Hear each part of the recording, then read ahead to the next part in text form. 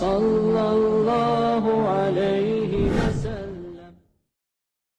Setelah melewati perjalanan panjang dan berat menuju Tabuk, pasukan Islam kini kembali ke Madinah dengan rasa syukur. Ekspedisi di Tabuk, walaupun tak berakhir dengan pertempuran frontal melawan Romawi, telah meneguhkan wibawa kaum muslimin di mata dunia. Namun di tengah perjalanan pulang, ujian baru muncul.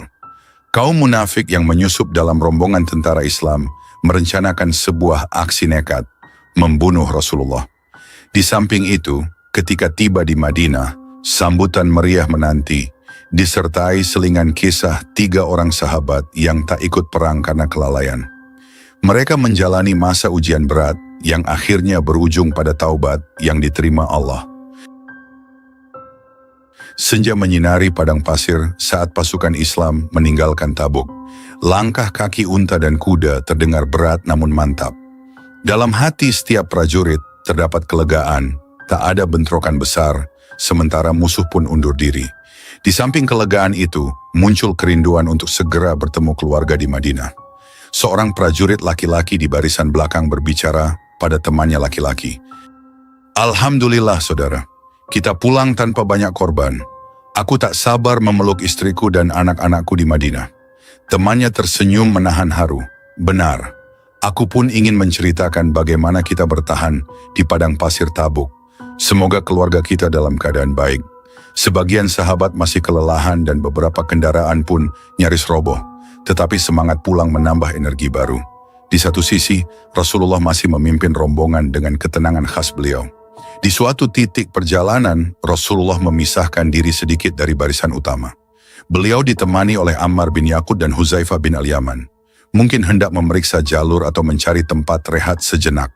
Tidak ada kecurigaan berarti. Para sahabat lain sibuk merapikan barisan, sementara langit mulai temaram, menandakan malam segera tiba. Rasulullah menunduk sejenak, menepuk pundak Ammar.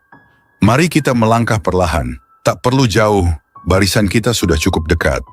Ammar bin Yaqud menatap sekitar.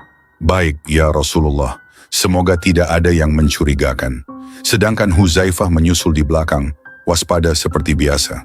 Ia dikenal teliti membaca gelagat, sebagaimana amanah yang sering diterimanya dari Rasulullah. Ternyata di kegelapan yang mulai menyelimuti, sekelompok kaum munafik telah merencanakan hal jahat.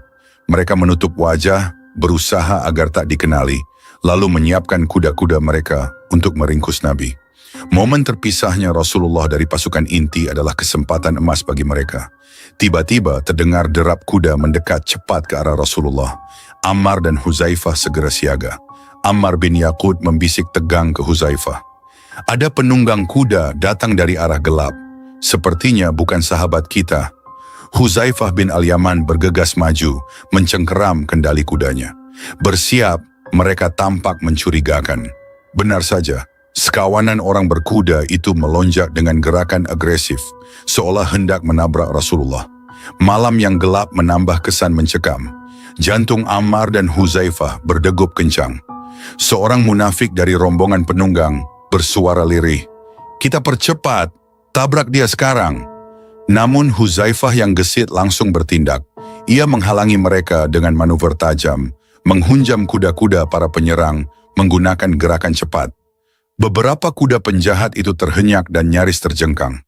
Huzaifah berteriak penuh wibawa, "Mundur kalian! Berani kalian mencoba menyakiti Rasulullah?" Orang-orang munafik itu terkejut dengan keberanian Huzaifah. Mereka tak menduga di balik gelap masih ada sahabat setia yang siaga. Merasa terancam dan takut dikenali, para penyerang segera kabur, bergabung lagi dengan barisan pasukan utama, agar tak terciduk. Ammar bin Yaqud memandang kepergian mereka, napas terengah. Alhamdulillah Huzaifah, andai kau terlambat sedikit, entah apa nasib kita. Rasulullah menenangkan, menatap keduanya. Syukurlah kalian cepat bertindak, Allah melindungi kita. Dalam perjalanan selanjutnya, Rasulullah menyebutkan nama-nama munafik pelaku percobaan pembunuhan itu kepada Huzaifah bin Al-Yaman. Sejak saat itu Huzaifah dijuluki Syahibus Sirri Rasulillah, pemegang rahasia Nabi. Ia tidak mengumumkan siapa saja identitas mereka, karena Rasulullah menyerahkan persoalan munafik ini kepada kehendak Allah. Rasulullah berbisik pada Huzaifah, "Ingat, Jangan kau sebarkan daftar nama ini, cukup engkau saja yang tahu. Huzaifah menunduk patuh. Aku akan merahasiakannya, wahai Rasulullah. Pemberian amanah ini kian menegaskan ketangguhan Huzaifah sekaligus kebaikan hati Nabi yang tidak membalas kaum munafik dengan serta-merta, melainkan memberi mereka ruang bertaubat. Akhirnya rombongan pun selamat memasuki gerbang Madinah. Kabar keberhasilan ekspedisi Tabuk telah sampai terlebih dahulu ke telinga warga. Anak-anak dan kaum wanita menyambut dengan sukacita, walau mereka tahu perjalanan itu syarat ujian. Seorang wanita menangis bahagia melihat suaminya di barisan depan. Segala puji bagi Allah, engkau kembali dengan selamat. Aku khawatir tak jumpa lagi denganmu. Sang suami turun dari tunggangan memeluk istri. Alhamdulillah, kita dipertemukan lagi. Banyak cerita yang ingin kusampaikan tentang Tabuk. Di sudut lain, tampak anak-anak kecil menyanyikan syair kegembiraan. Bulan purnama telah terbit di atas kita dari balik Saniyatil Wada. Kita wajib bersyukur atas seruan kepada Allah oleh penyeru Rasulnya. Ini melantun sebagai tanda sambutan, persis seperti ketika Nabi hijrah dulu dan pertama kali tiba di Madinah. Kali ini lantunan terdengar kian meriah. Rasulullah kembali usai menaklukkan hati suku-suku perbatasan Romawi. Menurut catatan, Rasulullah berangkat dari Tabuk sekitar bulan Rajab, lalu kembali ke Madinah di bulan Ramadan. Durasi total 50 hari, di mana 20 hari dihabiskan bermarkas di Tabuk. Perjalanan penuh cobaan kini berakhir. Bagi banyak sahabat, ini menjadi peperangan terakhir yang diikuti Rasulullah. Karena sesudahnya, belum ada ekspedisi skala besar yang beliau pimpin langsung. Seorang sahabat laki-laki mengatakan di hadapan tenda rehat, "Subhanallah, rasanya baru kemarin kita berangkat dengan penuh kesulitan. 50 hari berlalu secepat ini. Semoga Allah menerima jihad kita." Temannya laki-laki tersenyum meletakkan perbekalan. Amin, dan Madinah kembali menjadi tempat kita berlabuh. Kita tak pernah menyangka ini akan jadi perang terakhir Rasulullah. Orang-orang bergantian melepas rindu, saling berkisah, serta mengucap salam pada Nabi. Dalam kehangatan itu, Rasulullah tetap menyimpan kerendahan hati, menegaskan bahwa kesuksesan milik Allah semata. Allah menyaring kaum muslimin.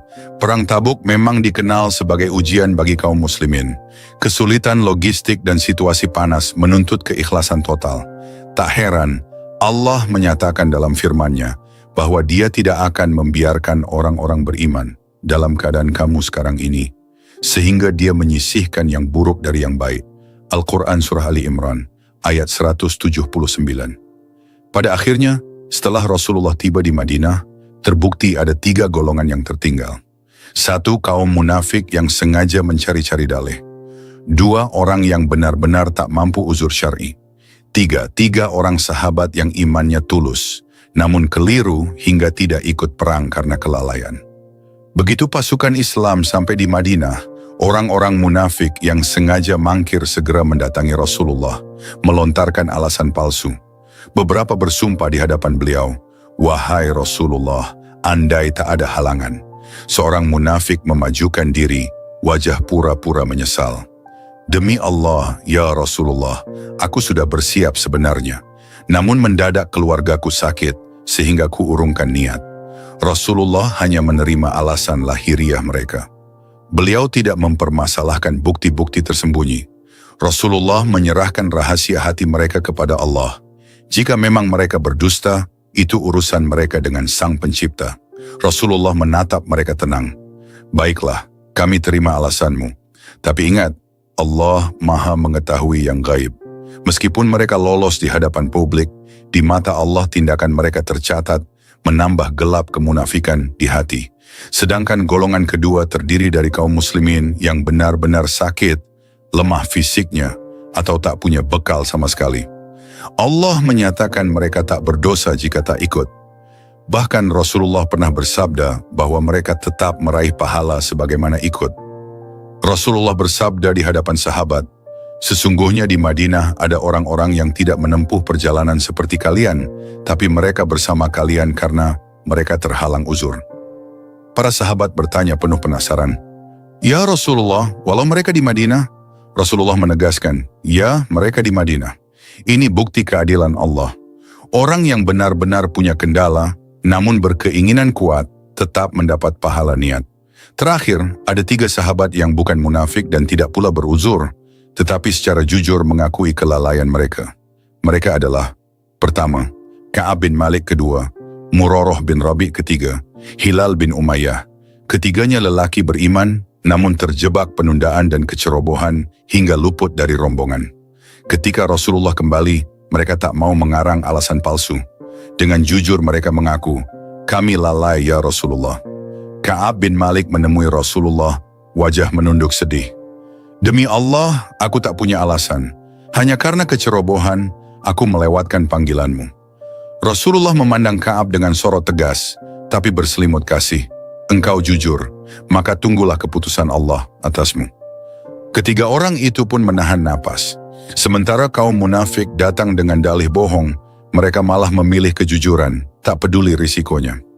Sebagai konsekuensi, Rasulullah menimpakan hukuman sosial, melarang kaum muslimin berbicara dengan 3 sahabat tersebut. Bahkan setelah 40 hari, istri-istri mereka pun dilarang berbicara dengan mereka. Ka'ab bin Malik meratap di rumah, hati penuh guncangan. "Astaghfirullah, betapa sempit rasanya dunia ini. Tiada seorang pun mau menyapa. Apakah aku termasuk munafik?" Sementara Murarah bin Rabi' dan Hilal bin Umayyah mengalami penderitaan serupa. Tiap kali mereka mencoba mendekat seseorang di pasar, orang itu segera menyingkir. Pedihnya, dulu mereka disegani sebagai sahabat Nabi, kini bak terbuang. Waktu berlalu, hari demi hari, menekan jiwa mereka. Seluruh Madinah memandang mereka dengan sikap diam. Bumi terasa sempit padahal ia luas. Inilah ujian keimanan, menebus kelalaian dengan kesabaran. Total hukuman berlangsung 50 hari. Tidak ada caci maki, tetapi pembiaran sosial yang memunculkan rasa terbuang. Pada hari ke-40, Rasulullah bahkan memerintahkan istri-istri mereka untuk menjauhi mereka, memutus semua interaksi. Istri Ka'ab bin Malik laki-laki mendekati Ka'ab, hendak memberikan makanan. "Maafkan aku suamiku, tapi Nabi meminta agar kita tidak berdekatan. Aku harus patuh." Ka'ab sekadar mengangguk, meneteskan air mata. Jiwanya serasa hancur. Bagaimana mungkin bertahan tanpa bicara dengan siapapun? Tapi ia yakin ini jalan tobat. Ia menolak mencari celah kebohongan seperti kaum munafik. Pada hari ke-50, puncak kegelisahan mereka pecah. Di saat Madinah masih gelap oleh subuh, turunlah wahyu. Allah menyatakan taubat mereka diterima. Firman Allah di Al-Quran Surah At-Taubah ayat 118. "Hingga apabila bumi menjadi sempit bagi mereka, padahal bumi itu luas, serta jiwa mereka pun terasa sempit, dan mereka yakin tidak ada tempat lari dari siksa Allah selain kepadanya. Kemudian Allah menerima taubat mereka. Seketika kabar gembira itu disebarkan oleh masyarakat Madinah. Ada yang berlari menempuh gang-gang sempit untuk menemui Ka'ab, Murarah, dan Hilal. Seorang kaum muslim laki-laki sambil berteriak ke rumah Ka'ab, "Bergembiralah, wahai Ka'ab, Allah telah menerima taubatmu." Ka'ab bin Malik lantas sujud syukur, menangis bahagia. Hilal dan Murarah pun mengalami ledakan kebahagiaan sama. Hukuman berat itu kini berakhir. Ka'ab bin Malik menangis di pelukan seorang sahabat. "Alhamdulillah, Allahu Akbar. Demi Allah, tak pernah kurasakan kebahagiaan sehebat ini. Aku bebas dari rasa terasing." Rasulullah sendiri menyambut mereka dengan senyum lebar. Beliau menyalami Ka'ab menandakan kembalinya ia ke pelukan masyarakat. Rasulullah berkata pada Ka'ab menepuk bahunya, "Bergembiralah, inilah hari terbaik bagimu sejak engkau dilahirkan ibumu." Tangis haru mewarnai seisi masjid. Kaum muslimin merayakan penerimaan taubat 3 sahabat yang jujur.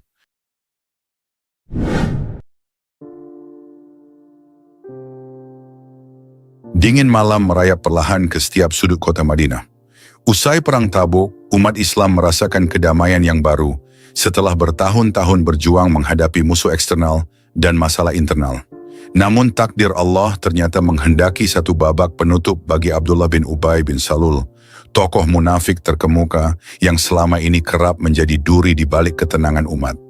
Orang yang sempat berjuluk raja tanpa mahkota di Madinah, nyatanya justru harus menjemput ajal di puncak kegagalannya. Beberapa pekan lampau umat Islam menggempur kejayaan Romawi di Tabuk. Kendati tak terjadi pertempuran besar, keputusan Rasulullah untuk berangkat dan mempertahankan kehormatan kaum muslimin membuat wibawa Islam melonjak tinggi. Dampaknya, kaum munafik di Madinah kian terpojok.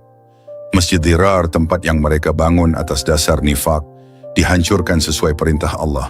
Sifat-sifat mereka juga dibongkar dalam ayat-ayat Al-Quran, seakan menunjuk siapapun yang ada di balik kedok kepalsuan.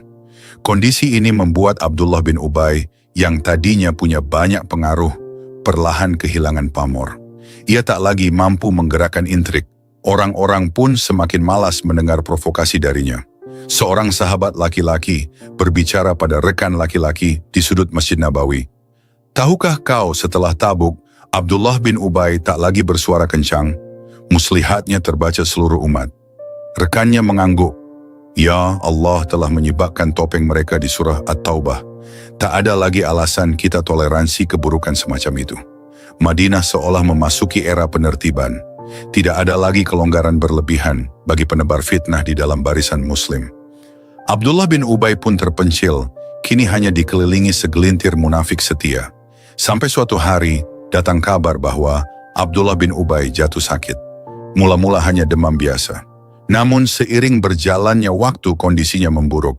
Orang-orang yang tadinya menganggapnya pahlawan pun kebingungan, sebab kemanapun mereka berbalik, situasi di Madinah tidak lagi mendukung mereka. Masjid Dirar telah hancur, sedangkan masyarakat makin teguh di atas manhaj Rasulullah. Sekelompok munafik laki-laki menatap Abdullah bin Ubay yang terbaring lemah di tikar. "Wahai pemimpin kami, apakah ini akhir kita? Tidakkah engkau punya pesan terakhir? Selama ini engkau menuntun kami menentang Muhammad." Namun Abdullah bin Ubay hanya mengerjap, bibirnya kering, suaranya nyaris tak terdengar. Tak ada lagi semangat dan kesombongan yang dulu menghiasi penampilan raja tanpa mahkota. Yang tersisa cuma tubuh lemah, menanti takdir. Seseorang mencoba memberinya minum, tapi ia malah tersedak. Abdullah bin Ubay bersuara serak, menahan sakit. "Sudahlah, tak ada yang bisa kulakukan lagi. Kalian urus diri sendiri." Ada kegetiran di sorot matanya. Tahun-tahun lalu, ia merasa bisa mengendalikan arus politik Madinah, memprovokasi di balik layar. Kini, di hadapan ajal, tak satu pun ambisi politik dapat menolongnya. Sebagian orang munafik, yang dulunya menganggap Abdullah bin Ubay sebagai patron, sedikit panik. Mereka membayangkan, jika ia meninggal, siapakah pemimpin kami selanjutnya? Namun mereka pun sadar, masyarakat telah jemu dengan intrik mereka. Tanda-tanda kejatuhan sudah terlihat jelas. Ada kabar bahwa Abdullah bin Ubay sempat menyesali beberapa perbuatannya. Mungkin menyadari kematian begitu dekat, ia ingin menyampaikan permohonan maaf, entah pada Rasulullah, entah pada masyarakat Madinah. Namun, apakah sempat? Seorang munafik laki-laki menempuk kaki Abdullah bin Ubay yang terbaring. "Wahai Abdullah, kau pahlawan kami. Apa yang hendak kau pesan? Haruskah kita minta ampunan Muhammad?" Abdullah bin Ubay memejamkan mata, berdesah. "Semua sudah terlambat. Aku menyesal."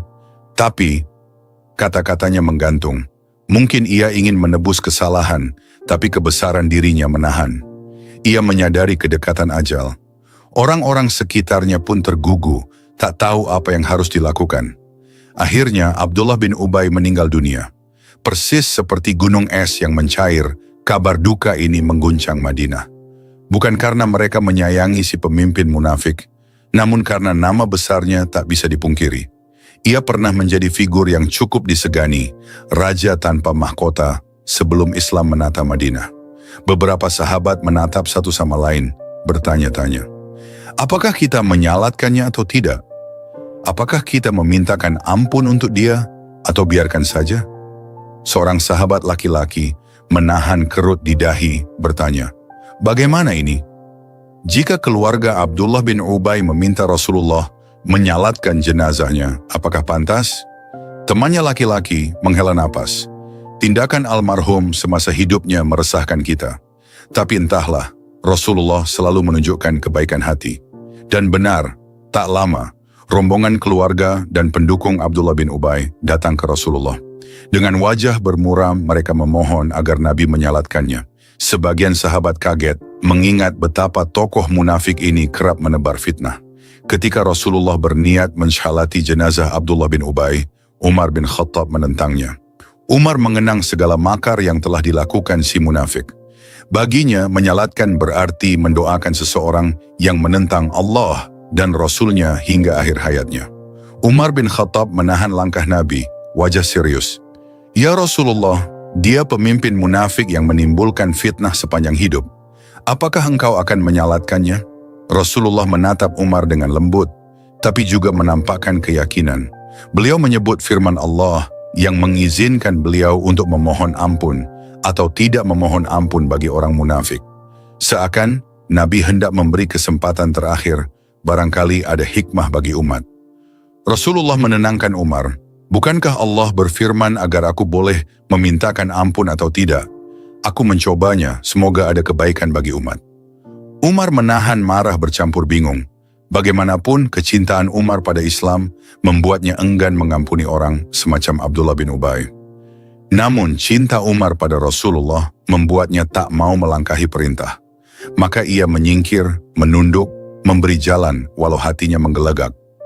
Akhirnya, di sebuah lapangan kecil, jenazah Abdullah bin Ubay dibaringkan.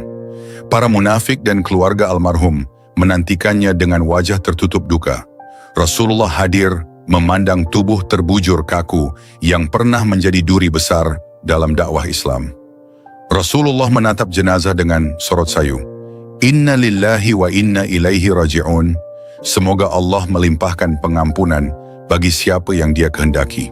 Lalu beliau menyalatkan jenazah itu. Sebagian sahabat menahan gemuruh di dadanya, termasuk Umar bin Khattab yang tampak gundah. Selesai salat tidak ada sorak bahagia. Justru situasi hening, penuh tanda tanya. Kenapa Rasulullah sebaik ini? Salah satu sahabat laki-laki berbisik ke kawannya laki-laki. Aku tak mengerti mengapa Nabi tetap mendoakan orang yang selalu memusuhi. Kawannya menciut, barangkali Nabi menunjukkan akhlak tertinggi, memberi pelajaran pada kita agar tidak menyerah pada kebencian. Tapi entahlah, aku juga bingung. Namun setelah prosesi itu, turunlah ayat Al-Quran yang menegaskan larangan menyalatkan orang munafik yang mati dalam keadaan nifak. Firman Allah, janganlah engkau menyalatkan seorang pun di antara mereka yang mati, dan jangan engkau berdiri di kuburnya.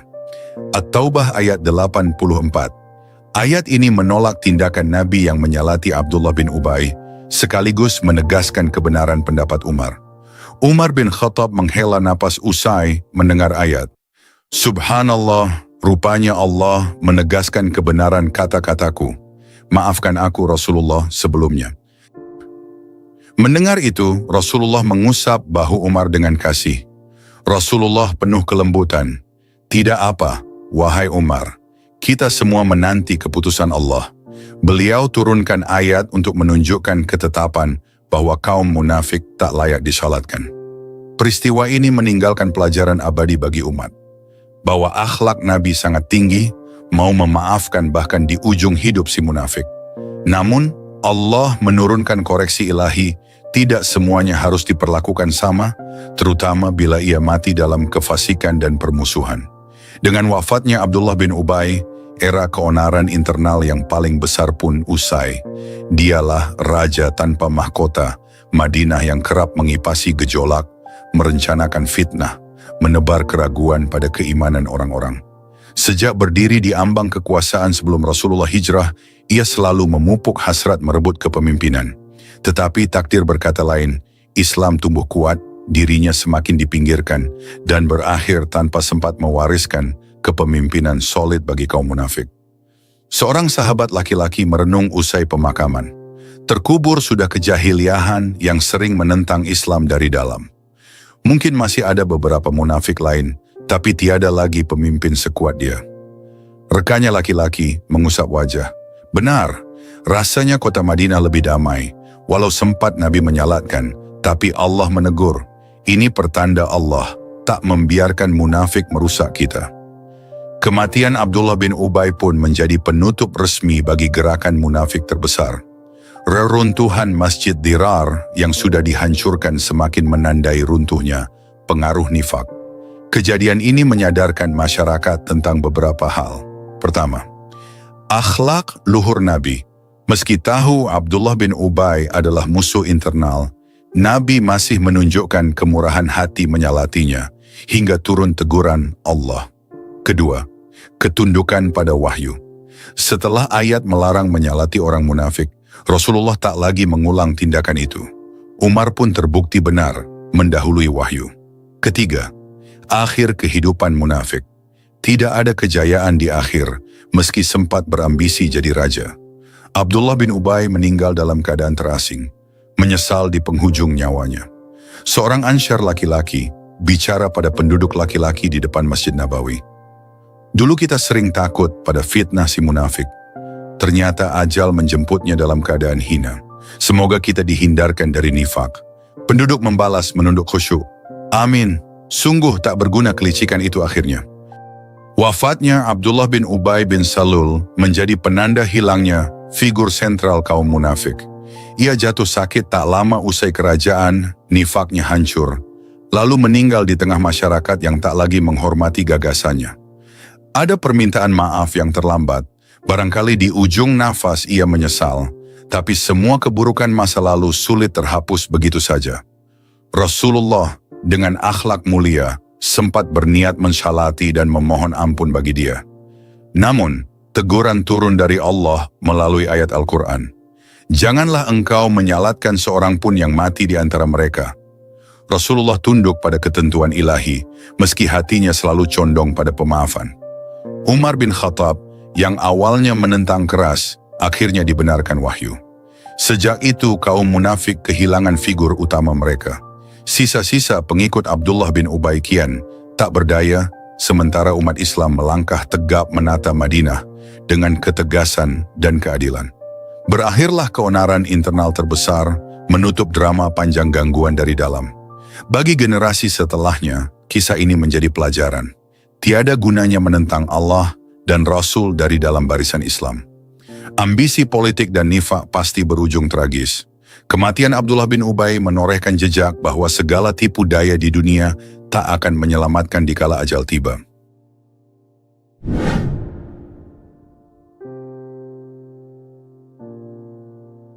Langit Madinah berselimut lembayung senja ketika kabar itu mulai bergulir di tengah penduduk. Sebuah rumah tangga diuji oleh tuduhan berat. Umaymir, seorang suami yang dikenal tenang dan bersahaja, menuduh istrinya berbuat zina, namun tak dapat menghadirkan saksi 4 orang sesuai ketentuan syariat. Berita ini segera menimbulkan keguncangan, sebab tuduhan zina bukan perkara sepele dalam Islam.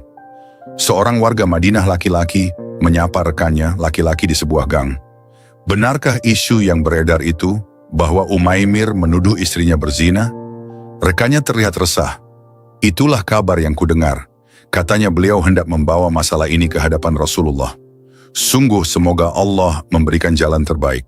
Beberapa sahabat mendengar kabar ini dengan dahi berkerut. Kasus semacam ini tak pernah diinginkan oleh siapapun, mengingat Islam menempatkan kehormatan tinggi dan melarang tuduhan tanpa bukti. Namun apa boleh buat, Umaymir bersikeras meyakini istrinya berselingkuh, walau tanpa saksi. Di sebuah rumah sederhana, Umaymir, wajahnya letih, terlihat duduk di sudut ruangan. Nafasnya berat, seakan menanggung pergolakan batin. Di hadapannya sang istri duduk bersimpuh, matanya sembab karena tangis. Umaymir menahan gejolak, menatap istrinya dengan pandangan pilu. Mengapa kau tak mau mengaku? Aku tak mungkin mengarang cerita. Hatiku hancur, tetapi keyakinanku tak bisa kuingkari. Istrinya menangis, bersuara bergetar. Demi Allah, aku tak pernah berselingkuh. Apakah kasih sayang kita selama ini tak berarti di matamu? Bagaimana mungkin kau meragukan kesetiaanku? Keheningan terasa mencekam.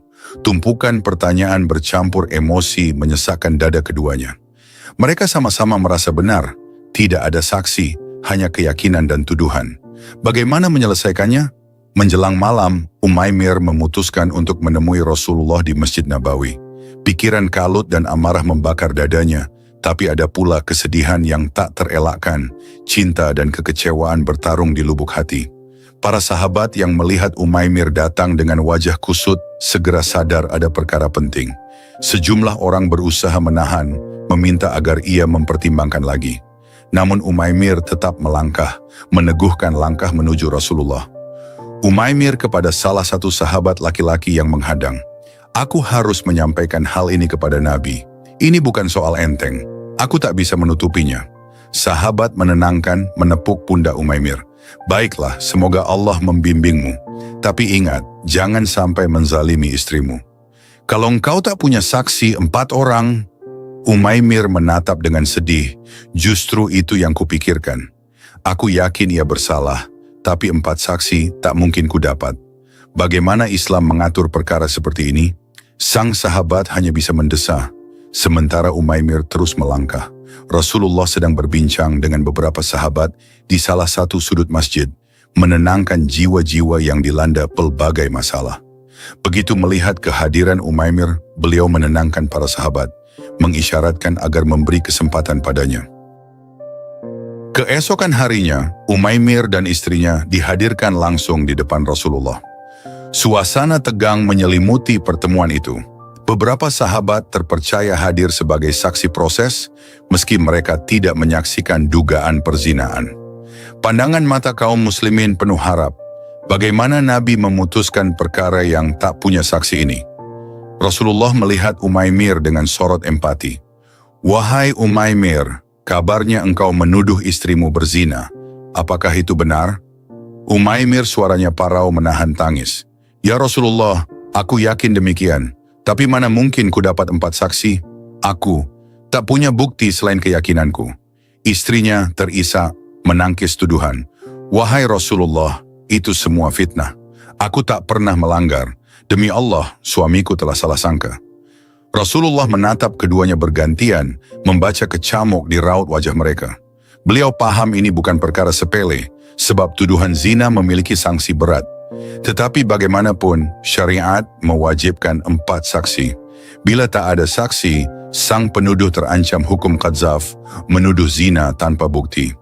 Rasulullah menenangkan dengan nada lembut tapi tegas. Dalam Islam, menuduh zina harus menghadirkan 4 saksi. Jika tidak, penuduh yang bersalah.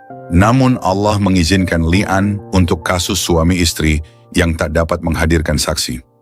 Apa itu li'an? Rasulullah menjelaskan, li'an adalah upacara sumpah saling mengutuk jika salah satu pihak berdusta. Suami menuduh dengan nama Allah bahwa ia jujur, lalu istri membantah dengan nama Allah bahwa suami salah.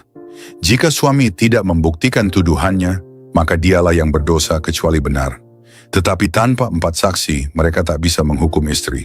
Maka syariat menetapkan, suami istri harus dipisahkan perceraian setelah li'an, agar keduanya tak terus hidup dalam pertikaian beracun. Rasulullah menatap Umaymir. Wahai Umaymir, kau harus bersumpah 4 kali dengan menyebut Allah bahwa engkau benar. Pada sumpah kelima, kau berikrar, jika engkau berdusta, semoga kutukan Allah menimpamu. Umaymir menggenggam dadanya, terlihat gemetar. Baik, ya Rasulullah, aku akan lakukan demi membuktikan aku benar. Di pelataran masjid, sahabat-sahabat terpercaya berdiri dalam formasi sederhana. Ada rasa pilu menyelubungi atmosfer. Li'an jarang terjadi, ini menjadi pertunjukan serius betapa syariat melindungi kehormatan. Maka dimulailah prosesi. Umaymir berdiri di hadapan Rasulullah, wajahnya memucat. 5 kali dia bersumpah. Tiap sumpah menambah denyut cemas di ruang itu. Pertama, demi Allah, aku benar-benar yakin istriku berzina. Kedua, demi Allah, aku tidak berdusta. Ketiga, demi Allah, aku bersaksi atas kebenaran ini. Keempat, demi Allah, tidak ada kebohongan dalam tuduhanku. Kelima, jika aku berdusta, semoga kutukan Allah menimpaku. Tangis menahan sesak memenuhi tenggorokan Umaymir. Entah apakah ia benar atau hanya yakin tanpa bukti. Sumpah kelima adalah menempatkan diri di ujung tebing, kutukan Allah bila dia berdusta. Umaymir dalam linangan air mata bersumpah terakhir, jika kutipu engkau, ya Allah, laknatlah aku. Setelahnya, giliran istrinya maju. Gemetar menggenggam tepi kainnya, ia memandang Rasulullah dengan wajah penuh air mata.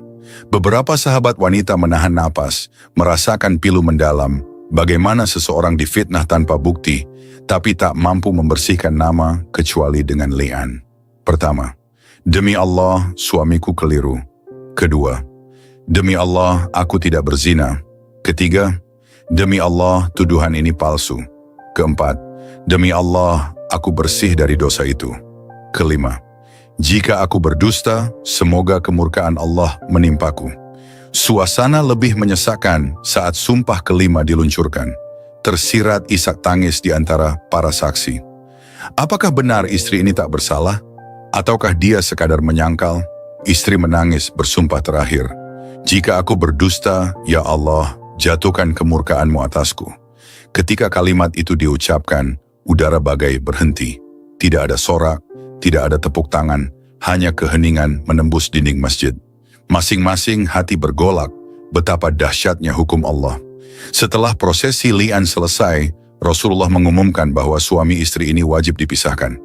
Tidak boleh lagi hidup bersama, karena syariat tak mengizinkan mereka berdamai jika sudah saling mengutuk. Maka keduanya bercerai selamanya. Rasulullah berbicara tegas, meneguhkan keputusan. Karena kalian telah berli'an, maka pernikahan kalian berakhir. Pergilah, masing-masing di jalan sendiri. Terdengar isak tangis di kalangan wanita, menghayati pedihnya perpisahan. Seorang sahabat menyaksikan istri Umaymir gemetar menahan tangis. Tak ada yang merayakan kemenangan, sebab dalam Islam, perceraian bukan peristiwa gembira. Lebih-lebih dengan latar tuduhan zina. Umaymir menatap istrinya terakhir kali, suara lirih. Maafkan aku, atau semoga Allah menyingkap kebenaran kelak. Aku tak sanggup lagi bicara. Istrinya memandangnya, air mata tak terbendung. Seandainya kau mempercayaiku, tapi sudahlah, Allah lah yang tahu segalanya. Dengan berat hati mereka berpisah. Orang-orang di sekitar menundukkan kepala, menaruh iba. Tapi inilah syariat, menempatkan kehormatan pada level tinggi, melarang sembarang tuduh zina, namun juga memberikan jalan keadilan bila sang suami memiliki keyakinan kuat. Kejadian li'an itu menyebar cepat di Madinah. Umat pun tersentak, menyadari seriusnya tuduhan zina. Tidak boleh main-main atau sekadar cemburu buta. Islam menuntut bukti 4 saksi, kecuali suami istri yang dikhususkan dengan li'an demi menjaga marwah kedua belah pihak. Seorang sahabat laki-laki berbicara di pasar Madinah, menasihati kawannya laki-laki. Lihatlah contoh Umaymir, dirinya yakin tapi tak ada saksi, terpaksa li'an. Betapa besar risiko menuduh zina. Kita harus hati-hati, jangan sampai lidah kita sembarangan.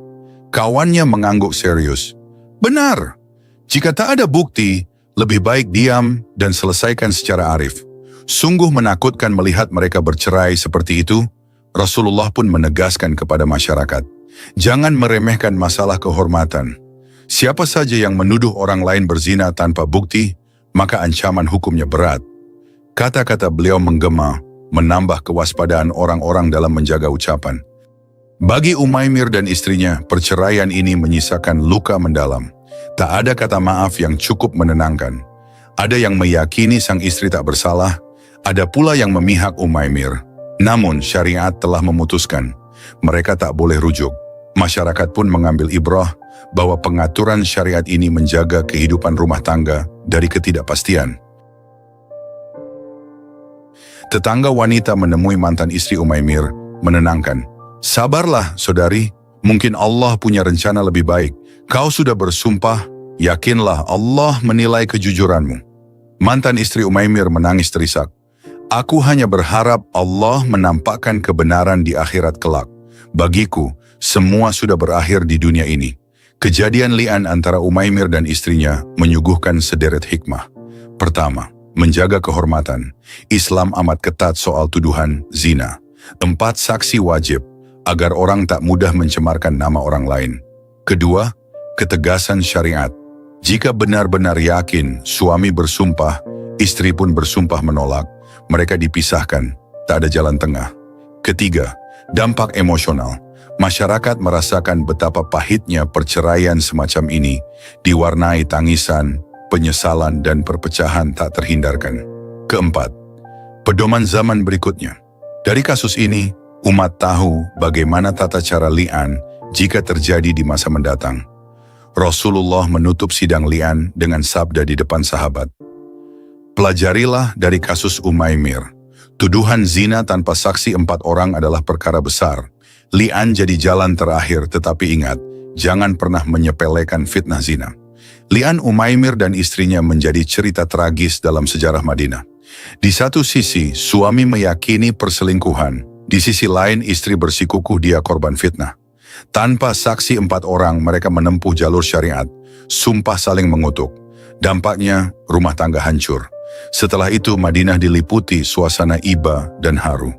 Banyak yang tak sanggup menahan tangis saat mengingat tangisan istri Umaymir di hadapan Rasulullah, serta sumpah mengutuk dirinya sendiri jika berdusta. Ada pula yang menggigil tatkala Umaymir melontarkan sumpah kelima. Betapa menakutkan menantang kutukan Allah bila bohong. Seorang sahabat laki-laki menatap arah rumah Umaymir yang kini kosong. Dulu pasangan itu tampak bahagia, kini rumahnya sepi. Benarlah sabda Nabi, tak boleh kita main-main menuduh zina. Kawannya mengelus dada, semoga Allah mengampuni mereka. Kita pun belajar menjaga lisan, jangan sampai menuduh sembarangan. Bagi umat Islam setelahnya, kasus ini menjadi rujukan penting. Li'an menunjukkan betapa gigih Islam melindungi kehormatan, sekaligus memberi solusi bagi situasi rumit suami istri saat tak ada saksi. Rasulullah menegakkan hukum Allah dengan penuh kebijaksanaan, mendengar kedua pihak, membimbing proses sumpah, lalu menetapkan perceraian. Di balik itu, duka mendalam tak terhindarkan. Rumah tangga luluh lantak, seorang istri jadi tersangka tanpa bukti jelas kecuali keyakinan suami. Sejarah pun memahat peringatan abadi. Jangan pernah menuduh kecuali dengan bukti kuat, dan jika cinta telah retak oleh tuduhan, li'an memisahkan keduanya selamanya. Sallallahu ala Muhammad, sallallahu alaihi